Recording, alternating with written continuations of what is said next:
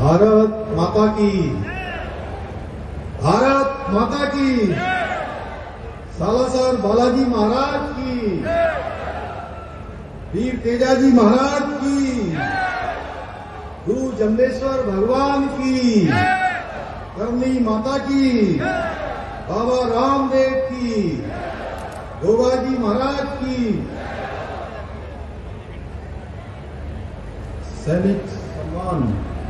सैनिक सम्मान समारोह में अभी हम सब जिनको सुन रहे थे,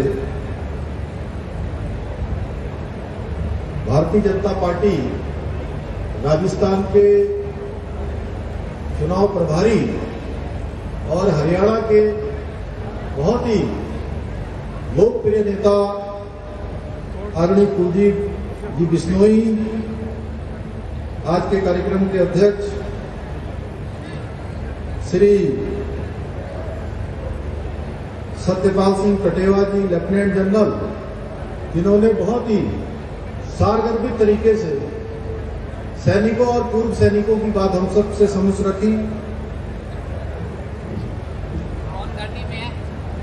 सांसद श्री गंगानगर और मेरे बहुत पुराने मित्र, जिनसे लगभग पिछले 25 से भी अधिक वर्षों से मेरी मित्रता है, श्री निहाल चंद मेघवाल जी,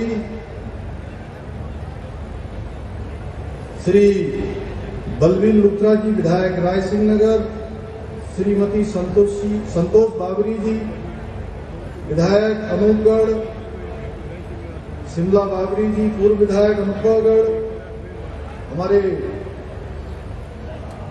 राजस्थान के बहुत वरिष्ठ नेताओं में से एक, पूर्व में प्रदेश के महामंत्री रहे भाई कुलदीप धनखड़ जी, श्री अशोक नागपाल जी, पूर्व जिला अध्यक्ष प्रदीप बेनीवाल जी, श्री भागीरथ कड़वासरा बिश्नोई जी, संरक्षक गुरु जम्बेश्वर मंदिर सूरतगढ़,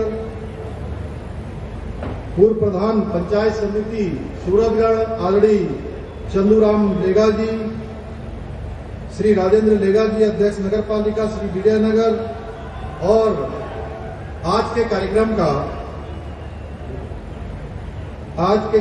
का जिन्होंने बहुत शानदार संयोजन किया और किसी युवा के अंदर इस प्रकार की सोच निश्चित रूप से हमारी भावी पीढ़ी के लिए एक प्रेरणा का काम करती है, जिन्होंने आज शानदार तरीके से हमारे पूर्व सैनिकों का, उनके पारिवारिक जनों का, सबके सम्मान का संयोजन किया।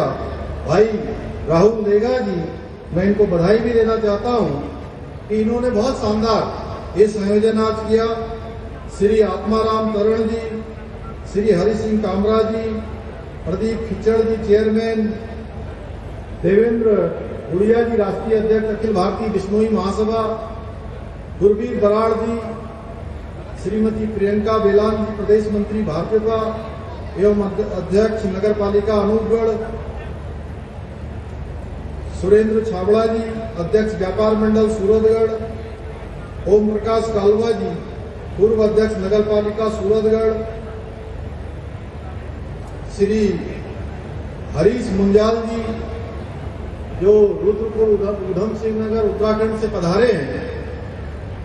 इसके अतिरिक्त मंचासीन हमारे सभी आए हुए अतिथिगण, इस कार्यक्रम में पधारे मेरे सभी बड़े बुजुर्ग, सभी उपस्थित माताएं, बहनें और बड़ी संख्या में मैं देख रहा हूं मेरे नौजवान साथियों, उपस्थित पत्रकार मित्रों एवं छायाकार बंधुओं,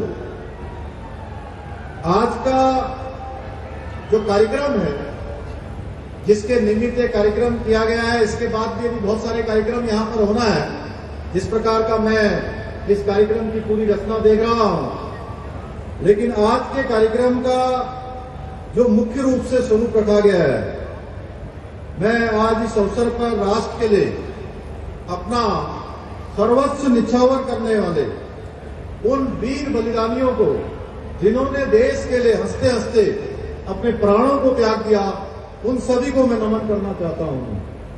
साथ ही इस कार्यक्रम में उपस्थित हमारे वीर सैनिकों के परिजन, आप सभी का भी मैं दिल की गहराइयों से, उत्तराखंड राज्य जो कि सैनिक बहुल्य राज्य है, उस सैनिक बहुल्य राज्य का मुख्य सेवक होने के नाते आप सबका दिल की गहराइयों से हार्दिक स्वागत करता हूं, आप सबका अभिनंदन करता हूं।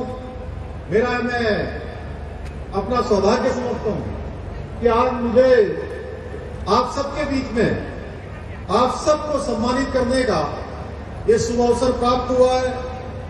और जब मैं आप सबको सम्मानित कर रहा था भाई कुलदीप बिश्नोई जी के साथ, तो मैं स्वयं को सम्मानित महसूस कर रहा था। भाइयों बहनों, ये देवभूमि उत्तराखंड और वीरभूमि राजस्थान हमेशा से सांस्कृतिक रूप से एक दूसरे के पूरक रहे हैं। जहां उत्तराखंड की देवभूमि ने आध्यात्मिक क्षेत्र में, सांस्कृतिक क्षेत्र में दुनिया को एक नई राह दिखाने का कार्य किया है, वहीं राजस्थान की महान धरा ने प्राचीन काल से ही अपनी अद्वितीय जिसकी सांस्कृतिक विरासत रही है। भाइयों बहनों, राजस्थान प्राचीन काल से ही वीर भूमि रही है। यहाँ के वीरों तथा वीरांगनाओं ने अपना सर कटा लिया, लेकिन कभी शत्रुओं के सामने कभी सर झुकाया नहीं। यह राजस्थान की पहचान रही है। हम सबका भी, उत्तराखंड के लोगों का भी राजस्थान से गहरा संबंध रहा है। किसी कालखंड में इसी भूमि से पुनर्वासित होकर उत्तराखंड को गए थे हमारे पूर्वज। इसलिए राजस्थान उत्तराखंड की जो वीरों की भूमि है, बलिदानियों की भूमि है। और ये बात हमारे सैनिकों ने आज तक सभी युद्धों में सिद्ध की है। मेरा मानना है कि देशभक्ति सभी प्रकार की भक्तियों से श्रेष्ठ है। मैं अभी जब जनरल कटेवा साहब बोल रहे थे, सत्यपाल जी, तो कह रहे थे, सैनिकों के बारे में कह रहे थे। मैं आप सबसे कहना चाहता हूं कि मैं कुलदीप जी, मैं एक सैनिक का पुत्र हूं। मैं एक सैनिक का पुत्र हूं और मैं आज इस सूरजगढ़ की भूमि पर आकर अपने को धन्य महसूस कर रहा हूं कि मेरे पूज्य पिताजी ने भी 1980 के आसपास यही की सैनिक छावनी में अपनी सेवाएं दी। और उस समय मैं बहुत छोटा था, तब वो मुझे बताया करते थे कि यहाँ पर पानी की बहुत किल्लत होती है, पानी की बहुत किल्लत होती है। और पानी किन्हीं गड्ढों में इकट्ठा किया जाता था, उसमें से भरा जाता था, फिर कपड़ा लगाया जाता था, और कपड़ा लगाने के बाद उसको छानकर बाल्टी में, किसी टब में या जिसमें भी रखा जाता था, उसके बाद फिटकरी लगाई जाती थी, तब वो पानी पिया जाता था। तो मुझे ये मेरे लिए पुण्य भूमि है कि जहां मेरे पूज्य पिताजी कभी यहाँ सेवा किया करते थे, अभी दुनिया में नहीं है। तो मैं सच कह रहा हूं, मैं इस वीर भूमि को प्रणाम करता हूं, आप सबको ही प्रणाम करता हूं। और जब भी मैं इस प्रकार के कार्यक्रमों में सम्मिलित होता हूं, जो सैनिकों के नाम से होता है, आज मुझे बहुत अधिक व्यस्तता हो गई थी। कल मैं किसी कारण से ये आना जाना ये हो रहा था कि मैं आ पाऊंगा कि नहीं आ पाऊंगा, लेकिन मैंने ईश्वर से प्रार्थना की कि ऐसा कार्यक्रम जिसमें सैनिकों के, पूर्व सैनिकों के, उनके परिजनों को, जिन्होंने देश के लिए अपने प्राणों का बलिदान दिया, उनके बीच में जाना है। ईश्वर मुझे रास्ता जरूर इसके लिए निकालिए, मैं जाना चाहता हूं। तो मैं आप सबके बीच में आ पाया और ऐसे कार्यक्रम में आकर मेरा सीना गर्व से चौड़ा हो जाता है। लेकिन जब मैं देखता हूं, उन बलिदानियों को याद करता हूं, क्योंकि उत्तराखंड भी एक ऐसा राज्य है जहां पर प्रत्येक परिवार से कोई न कोई सेना में है, कोई न कोई पैरामिलिट्री फोर्सेस में, और हर परिवार से वहां पर सेना में कोई न कोई योगदान देता है और शहादत का भी एक लंबा कालखंड वहां का रहा है, लंबा इतिहास रहा है। तो उनको याद करते हुए आंखें भी नम हो जाती हैं। और अपने पूज्य पिताजी से बचपन से ही मैं सैनिकों की वीर गाथाएं उनसे सुनता रहा हूं और उसने मुझे बहुत प्रभावित भी किया है। किस प्रकार से राष्ट्र के लिए, देश के लिए हमारे सैनिकों के अंदर समर्पणों की भावना होती है। भाइयों बहनों, मैं कोई बहुत लंबा चौड़ा भाषण नहीं देने वाला हूं। अब आप सबके बीच में चूंकि अन्य भी बहुत सारे कार्यक्रम होने वाले, कुलदीप जी को भी अभी यहां से अहमदाबाद निकलना है, मैं इतना कहना चाहता हूं कि मैंने सैनिक की वीरता तो बाल्यकाल से देखी है और उनके जो परिजन होते हैं उनके संघर्षों को भी नजदीक से देखा है। उन माता पिता के दर्द को भी देखा है जिसका बेटा सीमा पर देश के आन बान की रक्षा के लिए लड़ रहा होता है। एक सैनिक का जीवन कितना संघर्ष है, इसके बावजूद भी कितनी दृढ़ता से, कितनी मजबूती से देश के स्वाभिमान को बचाने के लिए वो हमेशा तत्पर रहता है।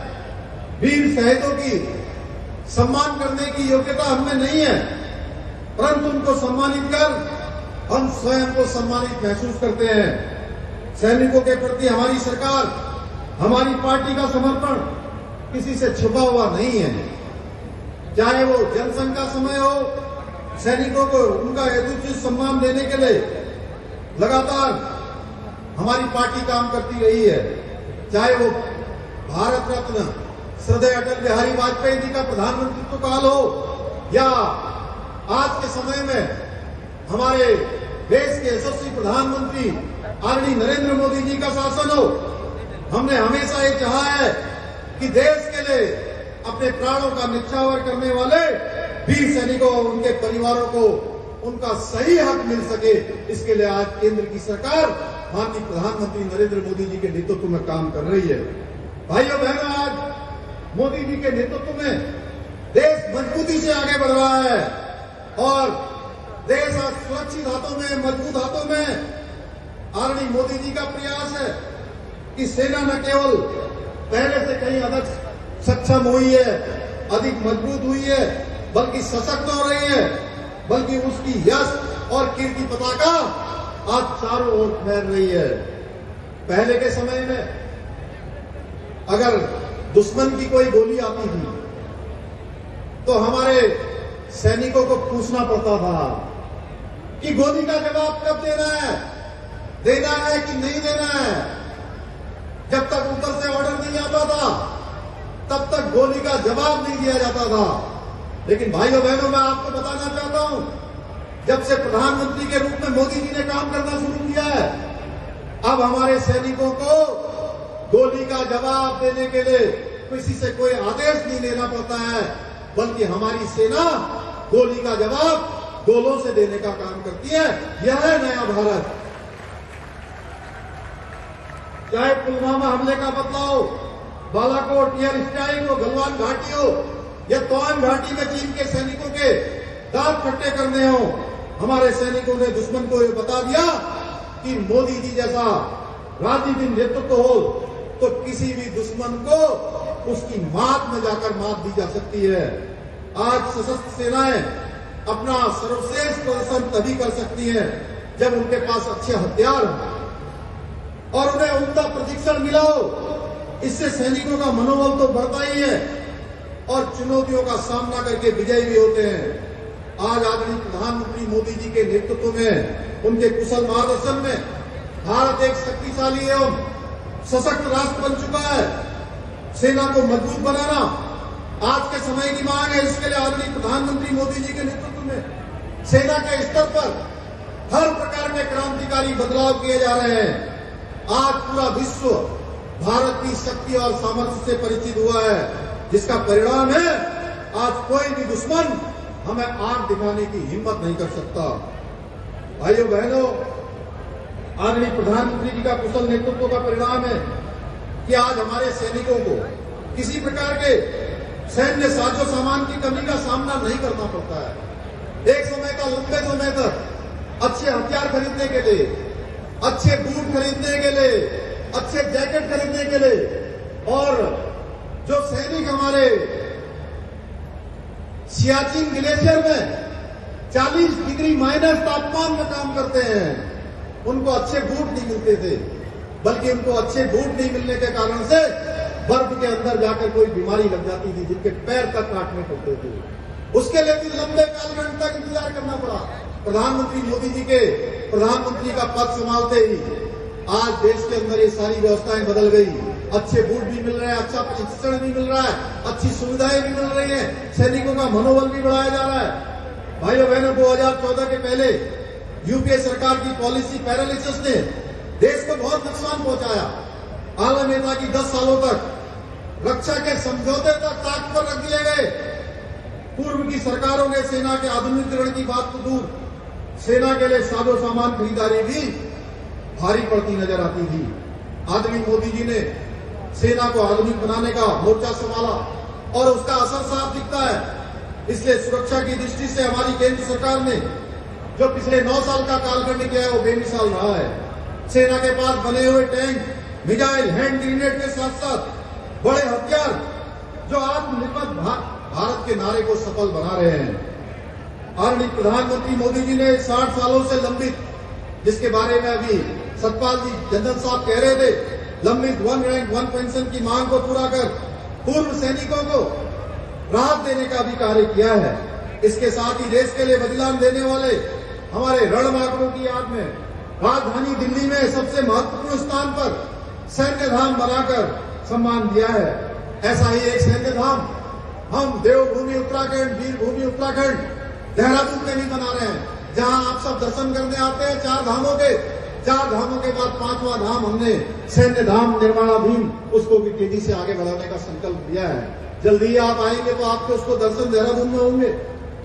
और इसमें सैन्य धाम में हमने 1750 जो हमारे उत्तराखंड के वीर शहीद हैं, उनके योद्धाओं के घर आंगन की मिट्टी लाकर उनके बलिदान का गौरवशाली इतिहास वहां पर संयोजित करने का काम, सुरक्षित करने का काम, उनकी स्मृति में आगे बढ़ाने का काम भी हमने वहां पर प्रारंभ किया हुआ है।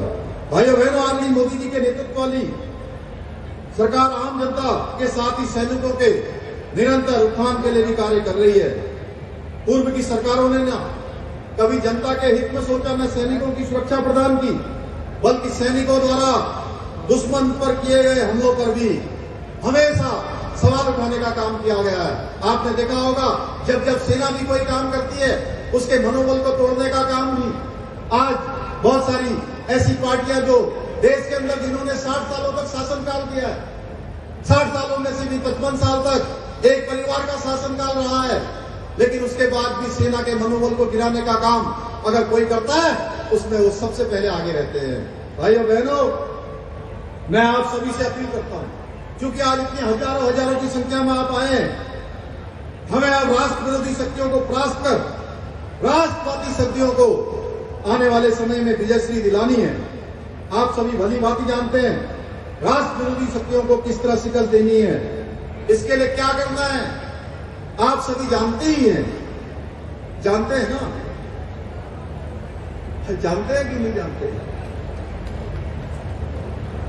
तो ये सब बातें आने वाले समय में जल्दी राजस्थान असेंबली का चुनाव होने वाला है। उस चुनाव के समय में भी सोचेंगे ना, अरे भाई दोनों हाथ उठा के बोलिए ना, इतना संकोच क्यों कर रहे हैं? भाइयों बहनों, आपके एक वोट का कमाल है जो आज भारत शक्तिशाली देश बनकर उभर रहा है। अभी मैं G20 की बैठक से उसमें सम्मिलित होकर आ रहा हूं, और इस G20 की अध्यक्षता मिलना हम सबके लिए गौरव की बात है। आज तक के जितने भी G20 के जितनी समिट हुई है, उन सबसे ज्यादा आउटकम किसी बैठक में निकला है तो भारत को जो अध्यक्षता नरेंद्र मोदी जी के नेतृत्व में मिला है, उसमें 112 से भी ज्यादा आउटकम निकले हैं। आप स्वयं देख रहे हैं, दिल्ली में 3 दिवसीय जो G20 के सम्मेलन, उसमें पूरे देश की जो शक्ति है, सामर्थ्य, उसका परिचय संपूर्ण विश्व को किस प्रकार से कराया है। आदरणीय प्रधानमंत्री जी के नेतृत्व में वो दिन दूर नहीं जब भारत पूरी दुनिया का नेतृत्व करने वाला भारत बनेगा, जहां आज पूरी दुनिया की अर्थव्यवस्था पूरी तरह से चरमरा गई, अव्यवस्थित हो गई, ऐसे समय में भी हमारे देश के यशस्वी प्रधानमंत्री आदरणीय मोदी जी के नेतृत्व में जो एक पल रुके बिना, थके बिना, लगातार एक दिन विश्राम लिए बिना देश के लिए काम करते हैं, आज हमारी अर्थव्यवस्था 11वें नंबर से 5वें नंबर की अर्थव्यवस्था हो गई। और आगे उन्होंने जो संकल्प लिया है 2027 आते आते भारत की अर्थव्यवस्था दुनिया की तीसरी सबसे बड़ी अर्थव्यवस्थाओं में से एक हो जाएगी। भाइयों बहनों, मुझे पूरा विश्वास है कि आप सभी मां भारती की आन बान और शान को अक्षुण्ण बनाए रखने के लिए निरंतर इसी प्रकार देश की सेवा करते रहेंगे। मैं एक बार पुनः इस सैनिक सम्मान समारोह में मुझे आमंत्रित करने के लिए भाई राहुल लेगा का बहुत धन्यवाद करता हूं कि इन्होंने जो है मुझे यहाँ आमंत्रित किया, आप सबके बीच में आप सबसे मिलने का अवसर प्रदान किया। आप सभी का मैं हृदय से धन्यवाद करता हूं और अंत में अपनी इन पंक्तियों के साथ अपनी बात को समाप्त करता हूं। इन सैनिकों के लिए समर्पित है। ये देश चैन से सोता है, ये देश चैन से सोता है, वो पहरे पर जब होता है। ये देश चैन से सोता है, वो पहरे पर जब होता है।